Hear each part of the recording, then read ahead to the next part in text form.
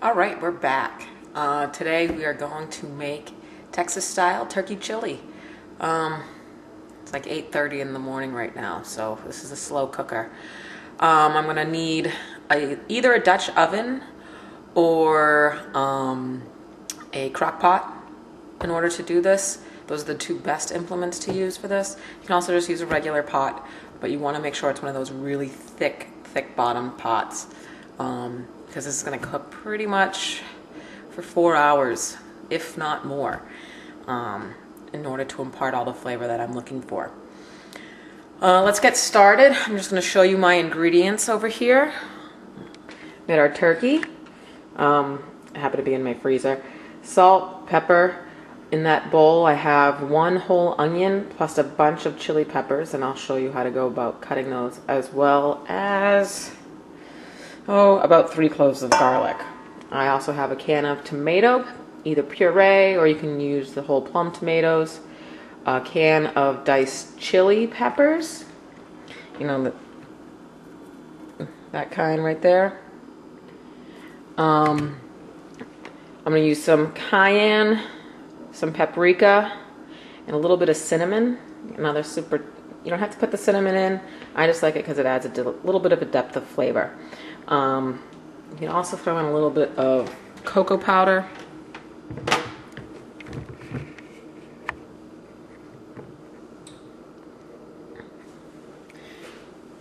You can also add in a little bit of cocoa powder if you like, kind of make it like in a mole style, but you don't have to go ahead and do that. Kind of just use whatever spices that you prefer. I am going to talk a little bit about these guys, chili peppers. This happens to be in Anaheim, very mild. You don't really need to worry about it. Usually the rule of thumb is the smaller the pepper, the hotter it's going to be. So be careful when you're cutting them.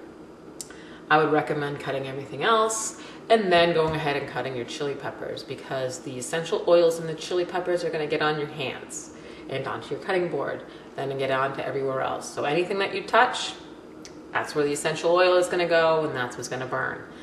It happened to me, and it's very, very uncomfortable, and you just have to wait it out. So like I said, the smaller the pepper, the hotter it is. So I'm going to go ahead and show you how to cut this guy, and pretty much all peppers are along the same lines, depending on size. You might just have to cut them in half. Another point of interest, the seeds are pretty much where all of the heat comes from. So if you're using like a jalapeno and you want to cut a lot of the heat out, go ahead and remove all of the seeds. I didn't use any jalapenos in here today. I used a couple Anaheims and a couple other ones. There was like a long banana pepper, and then a couple small little guys. Just a variety of whatever you can get at whatever I got at Stop and Shop. Be careful if you're going to buy a habanero or a Scotch bonnet. Those are very, very hot. They're the second most hottest pepper in the world. The hottest pepper being the ghost chili pepper, which we can only receive dried here in the United States that I have found. They are very, very, very hot. Remember, a little bit goes a long way. All right, so let's get started. I'm going to show you how to go ahead and dice this chili pepper to add it to the rest of my ingredients, and then we're going to go ahead and start sauteing those up and move along from there. Okay, let's begin. All right. First things first, now I can either go ahead and slice this pepper in half.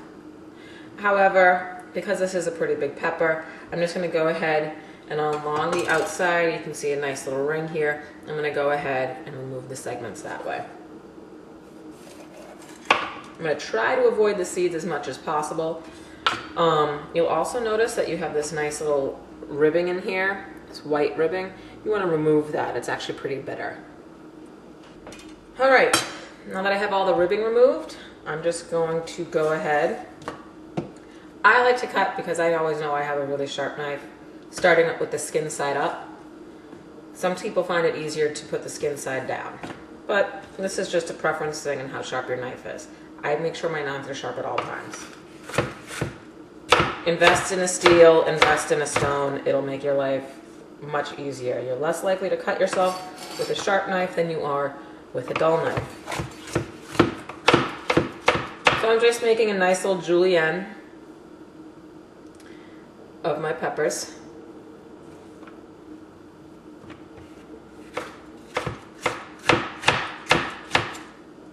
Okay, so if you're comfortable and you can work in a whole batch, go right ahead. If not, work in small batches. I'm just going to go ahead and pile it up. Doesn't matter, skin side up, skin side down, skin side sideways. We're pretty much in a good spot right now. I'm going to go ahead and just rock my knife over them.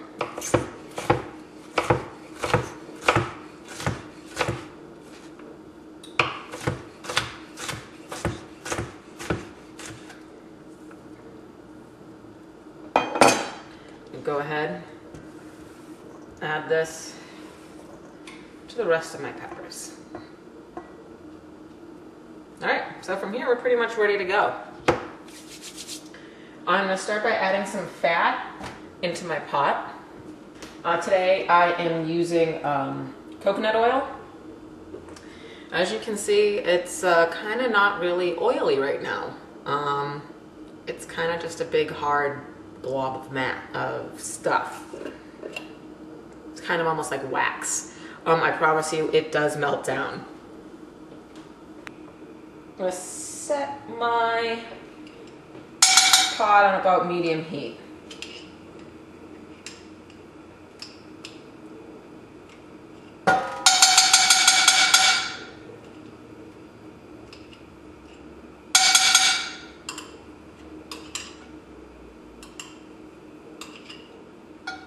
Okay, once that melts down, I'll go ahead and add my peppers and saute them up. All right, so my fat has melted down.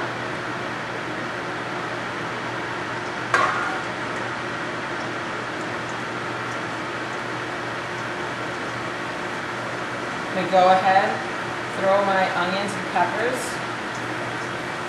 right in here. I know it seems like a lot, but remember they do cook down. So again, that was 1 whole onion, diced, and then I took about, I don't know, 4 or 5 chilies of a variety, and dice those up as well. You don't have to use that much, you can use less if you like. Remember, after you touch those chilies, make sure you wash your hands.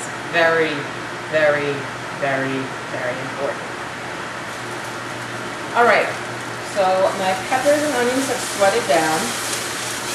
I'm not looking to brown them, I'm just looking to sweat them.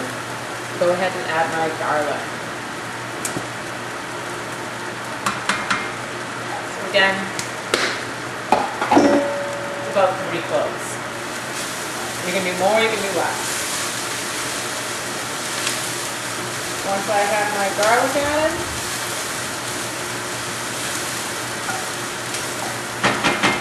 let that saute for a quick second.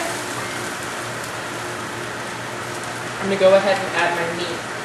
Now again, I'm making Texas style turkey chili. You can use beef as well.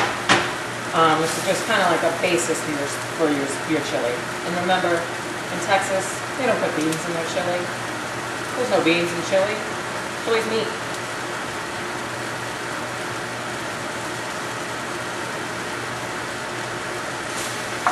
In it goes.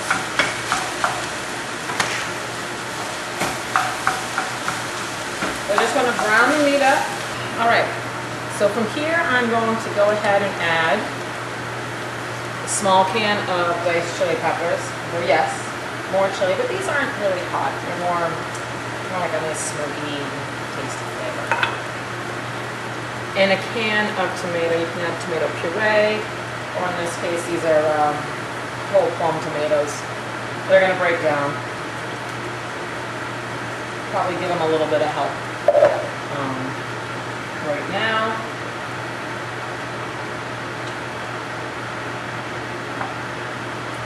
And because this is going to cook for so long, all the ingredients are going to break down.